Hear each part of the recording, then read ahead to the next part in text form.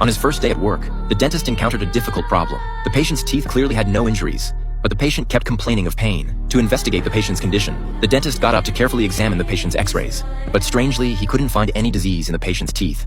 Jack couldn't understand. Could this be an extremely rare case? Unable to let the patient continue suffering, Jack could only prescribe some painkillers temporarily. But what he never expected was, after the patient left, he heard a noise coming from the sink when he reached in to take out what was in the water. My goodness, the sink's drain filter was filled with parasites. He almost threw up his lunch. He quickly discarded the parasites in his hand, but looking at the trash can, he suddenly realized something. He remembered that the water in the sink had been used by that patient. Only then did Jack understand the cause of the patient's pain. He immediately went back to check the patient's x-rays.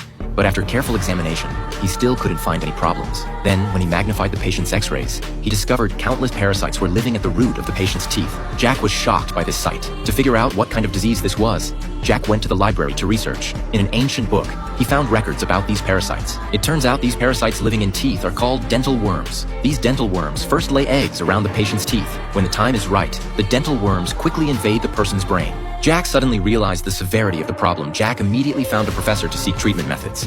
But the professor told Jack there is currently no effective treatment for this disease.